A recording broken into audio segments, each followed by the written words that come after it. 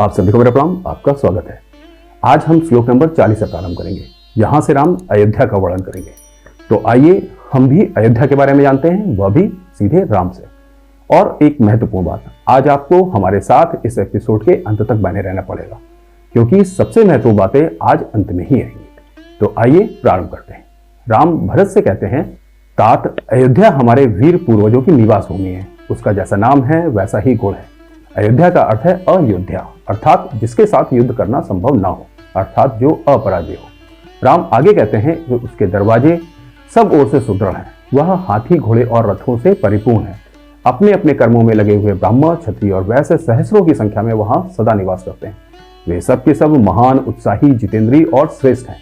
नाना प्रकार के राजभवन और मंदिर उसकी शोभा बढ़ाते हैं। वह नगरी बहुसंख्यक विद्वानों से भरी है। ऐसी अभ्युदयशील और समृद्धशालिनी नगरी अयोध्या की तुम भली भांति रक्षा तो करते हो ना, रघुनंदन भरत। जहां नाना प्रकार के अश्वमेध आदि महायज्ञों के बहुत से अनुष्ठान स्थल शोभा पाते हैं, जिसमें प्रतिष्ठित मनुष्य अधिक संख्या में निवास करते हैं। अनेकानेक देवस्थान, पौसले और तालाब जिसकी शोभा बढ़ाते हैं। पौसले अर्थात प्याऊ।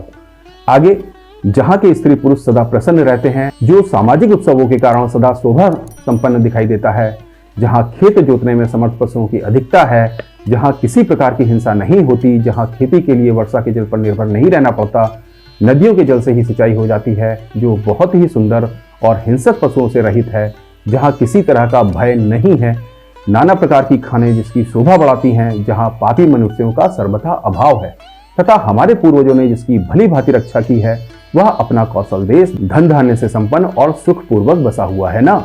तात कृषि और गोरक्षा से आजीविका चलाने वाले सभी वैसे तुम्हारे प्रीति पात्र है ना, क्योंकि कृषि और व्यापार आदि में संलग्न रहने पर ही यह लोक सुखी एवं उन्नतिशील होता है।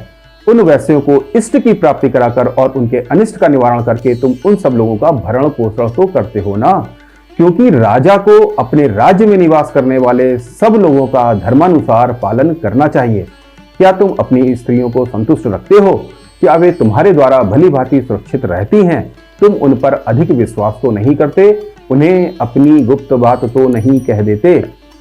अब यहाँ पर राम ने तो स्त्रियों के लिए बड़ी नकारात्मक बात कह दी। आप भी यही सोच रहे होंगे, है ना?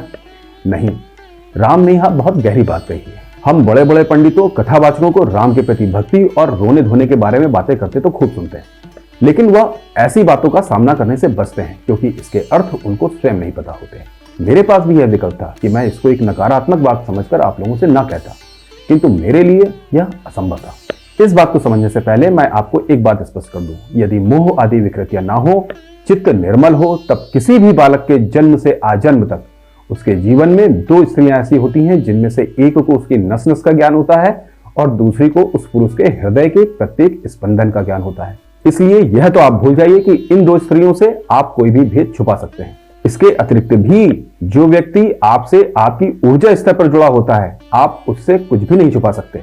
उसे तो भली भांति इसका भी ज्ञान होता है कि किस परिस्थिति में आप क्या करने वाले हैं। वास्तव में राम यहाँ पर गुप्त रहस्यों की बात कर रहे हैं। वह एक होने वाले राजा हैं और हर बात अलग अलग विषयों से, अलग अलग आवश्यकताओं से जुड़ी हुई होती है, जिनका ज्ञान विशेष परिस्थितियों में बहुत भयानक परिणाम ला सकता है। तो ऐसी स्थितियों को, परिस्थितियों को टालने के उद्देश्य से यह अति आवश्यक हो जाता है। अब आइए इसको पूर्ण रूप से समझते हैं। ऐसा इसलिए क्योंकि स्त्री की प्रकृति भाव प्रधान होती है और यह कोई अवगुण नहीं, अपितु स्त्री की मूल ऊर्जा शक्ति होती है। यह उसका नैसर्गिक गुण है। इस संपूर्ण प्राणी जगत में प्रत्येक प्राणी की देह ही उसकी मर्यादा होती है और वह प्राणी उस मर्यादा के अनुकूल ही व्यवहार करता है। और इस प्रकार स्त्री की देह की संरचना, प्रकृति एवं कार्य प्रणाली ही इस व्यवहार का मूल आधार होती है। और प्रत्येक महा स्त्री देह एक चक्र से गुजरती है। यह चक्र इस भावपूर्ण व्यवहार की ऊर्जा शक्ति को निरंतर पुष्ट करता रहता है।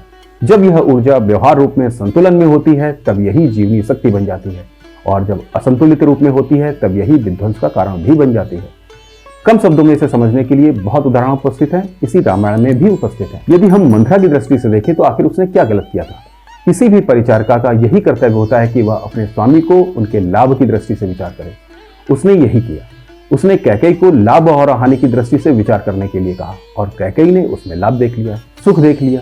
किंतु इसका परिणाम क्या हुआ? पूरे राज्य में विध्वंस, कोलाहल, अव्यवस्था और राज्य को एक प्रतापी और पराक्रमी राजा खोना पड़ा। स्वयं कैकेयी को अपमान और अपने पति के जीवन का अंत देखना पड़ा। क्या कैकेयी राजा दशरथ से प्रेम नहीं करती थी? क्या कैकेयी राम से प्रेम नहीं करती थी? नहीं, सबसे अधिक वही करती थी। खैर, अब दूसरा और अधिक महत्वपूर्ण उदाहरण। जैसे जब सीता जी लंका में थी तब तो वह इतनी निश्चित थी, इस बात के लिए पूर्ण आश्वस्त थी कि मानो उन्हें पता था कि राम उन्हें लेने अवश्य आएंगे।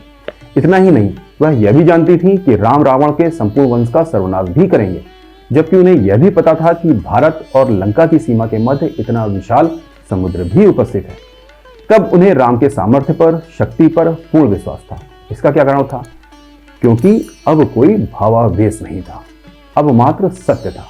किंतु वही सीता जी जब पंचवटी में थी, जब मारीच वध के समय मारीच के छल पूर्वक कहे गए शब्द हा सीते हा लक्ष्मण सुनकर वह अत्यधिक व्यग्र हो गई थी, उन्होंने धैर्य और संयम पूर्वक परिस्थिति पर विचार नहीं किया। उन्होंने लक्ष्मण के वचनों पर भी तनिक भी विचार नहीं किया, अपितु इसके स्थान पर उल्टा उन्होंने लक्ष्मण को घोर से घोरतम कटु वचन कहे। उन्होंने ऐसे ऐसे वचन कहे, कदाचित लक्ष्मण के स्थान पर कोई साधारण पुरुष होता तो वह वहीं आत्मदाह कर लेता। लक्ष्मण ने स्पष्ट शब्दों में कहा था कि भैया किसी भी संकट में फंस ही नहीं सकते, उनको परास्त करना किसी के लिए भी पूर्ण असंभव है। लक्ष्मण ने कहा, आप विश्वास करें, नाग, असुर, गंधर्व, देवता, दानव तथा राक्षस यह सब मिलकर भी आपके पति को परास्त नहीं कर सकते, और मेरे इस कथन में संशय नहीं है। देवी, इन सभी में ऐसा कोई वीर नहीं है जो समरांगण में श्री राम का सामना कर सके। श्री राम युद्ध में अवध हैं, अतः आपको ऐसी बात ही नहीं कहनी चाहिए। वह शब्द जो आपने सुना था अवश्य ही भैया का नहीं था। लक्ष्मण ने स्पष्ट किया कि भैया ने मुझ पर आपकी रक्षा का भार सौंपा है, इसलिए मैं आपको यहां अकेली छोड़कर नहीं जा सकता। और इसके बाद तो सीता जी इतना क्रोधित हो गई कि उन्होंने लक्ष्मण से इतनी कठोर कठोर बातें की, इतने आरोप लगाए जिसकी कल्पना भी नहीं की जा सकती। उन्होंने एक बार भी विचार नहीं किया कि उनके सामने कौन खड़ा है, वे यह आरोप आखिर किस पर लगा रही हैं, एक ऐसे भाई पर जो उनकी रक्षा के लिए स्वयं अपने प्राण तक बलिदान कर सकता है। और ऐसा हुआ भी था। रावण से युद्ध के समय लक्ष्मण के प्राण तो दो बार संकट में पड़े थे, और एक बार तो अति गंभीर स्थिति उत्पन्न हो गई थी। उसके बारे में तो आप लोग सभी जानते ही होंगे, जब हनुमान को संजीवनी बूटी लाने के लिए जाना पड़ा था। वास्तव में भावावेश के कारण उन्हें ज्ञान ही नहीं था कि आखिर वे बोल क्या रही हैं और किससे बोल रही हैं, और अंत में इतने पर भी लक्ष्मण को ना जाता देखकर अपने प्राण त्याग करने की बात कहने लगी। तब जितेंद्रिय लक्ष्मण हाथ जोड़कर उनसे बोले, देवी, मैं आपकी बात का उत्तर नहीं दे सकता, क्योंकि आप मेरे लिए आराधनीय देवी के समान हैं। किंतु ऐसी अनुचित और प्रतिकूल बातें मुंह से निकालना स्त्रियों के लिए आश्चर्य की बात नहीं है, क्योंकि इस संसार में नारियों का ऐसा स्वभाव बहुधा देखा जाता है। नारियां प्रातः विनय आदि धर्म से रहित, चंचल, कठोर तथा घर में फूट डालने वाली होती हैं। आपकी यह बात मेरे दोनों कानों में तपे हुए लोहे के समान लगी है। मैं ऐसी बात सह नहीं सकता। इस वन में विचरने वाले सभी प्राणी साक्षी होकर मेरा कथन सुने। मैंने न्याययुक्त बात कही है तो भी आपने मेरे प्रति कठोर बात अपने मुंह से निकाली है।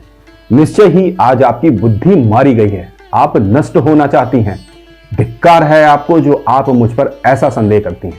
मैं बड़े भाई की आज्ञा का पालन करने में दृढ़ता पूर्वक तत्पर हूं, और आप केवल नारी होने के कारण साधारण स्त्रियों के दुष्ट स्वभाव को अपनाकर मेरे प्रति ऐसी आशंका करती हैं। अब मैं वहीं जाता हूं जहां भैया श्री राम गए हैं। आपका कल्याण। अब सीता जी ने लक्ष्मण पर क्या क्या आरोप लगाए थे, इसके लिए आपको अरण्य कांड का सर्ग 45 पढ़ना पड़ेगा, क्योंकि सीता जी ने क्या क्या कहा था वह तो मैं भी नहीं बताऊंगा, क्योंकि वहां पर बताने के लिए कुछ है भी नहीं।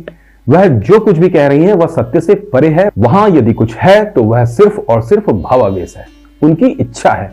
वह किसी भी प्रकार बिना सत्य पर विचार किए बस लक्ष्मण को भेजना चाहती है, इसके अतिरिक्त कुछ भी नहीं।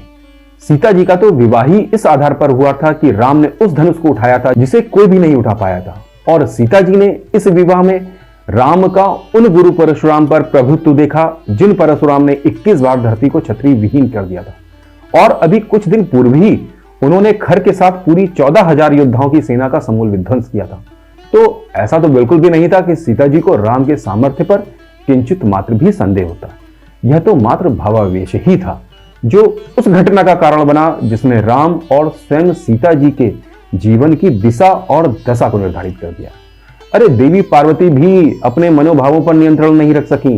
स्वयं महादेव इतना बड़ा अनुष्ठान कर रहे हैं, वह स्वयं देवी पार्वती को तंत्र का अत्यंत गूढ़ ज्ञान देने जा रहे हैं, और वह सो गई। अब ऐसे में भला कौन सो सकता है? अब महादेव, जिनका मूल स्वभाव ही क्रोध है, परिणाम स्वरूप उन्होंने देवी पार्वती को इसका दंड दिया। अब इसका क्या परिणाम हुआ? हम सभी जानते हैं कि महादेव अर्थात शिव तभी तक सांसारिक हैं जब तक देवी पार्वती उनके साथ हैं। जब पार्वती जी उनके साथ नहीं होती तब शिव सांसारिक नहीं रह जाते, उन्हें अंतर्मुखी होना पड़ जाता है और इसका कष्ट पूरे संसार को उठाना पड़ता है। कुल मिलाकर यह स्पष्ट है कि भावों की इस अतिरेकता का परिणाम पुरुष के साथ साथ स्वयं स्त्री के लिए भी कष्ट, दुख, पीड़ा और संकटों के रूप में आता है। स्त्री चाहे किसी भी रूप में हो, आप दादी और नानी तो छोड़ दीजिए, बुआ हो, मौसी हो, चाची, ताई, मामी, बहन, बेटी, कोई भी हो, वह सदैव आपके सुख सुविधा से संबंधित स्नेह का प्रदर्शन करेगी। आपने खाना खा लिया या नहीं खा लिया, आराम कर लिया कि नहीं कर लिया, आराम कर लो, सो लो। इसीलिए स्त्री शक्ति की बातें हृदय स्पर्शी होती हैं, क्योंकि उसके मूल में स्नेह होता है, प्रेम होता है। किंतु यदि स्त्री के स्थान पर पुरुष हो, अर्थात आपका भाई हो, मित्र हो, पिता हो, कोई भी हो, तब आप भले ही भोजन क्यों ना कर रहे हो, यदि आवश्यकता है तो वह आपको भोजन नहीं करने देगा। वह कहेगा उठो और बाद में करना। पुरुष के प्रेम का स्वरूप सुरक्षा में निहित होता है। यह उसका मूलभूत और नैसर्गिक स्वभाव है। यही कारण है कि पुरुष के वचन कठोर और निर्देशात्मक प्रतीत होते हैं। वैसे भी सुरक्षा की दृष्टि से कोई समझौता कैसे किया जा सकता है, और अंत में उन सभी संकटों का सामना प्रथम पुरुष को ही करना पड़ता है। तो चलिए आज यहीं तक रखते हैं, अगले भाग में आपसे फिर मुलाकात होगी। अब आप लोगों से निवेदन है कि कृपया इस वीडियो को लाइक कीजिए, शेयर कीजिए और कमेंट भी कीजिए, और चैनल को सब्सक्राइब अवश्य कर लीजिएगा। जय हिंद, वंदे मातरम।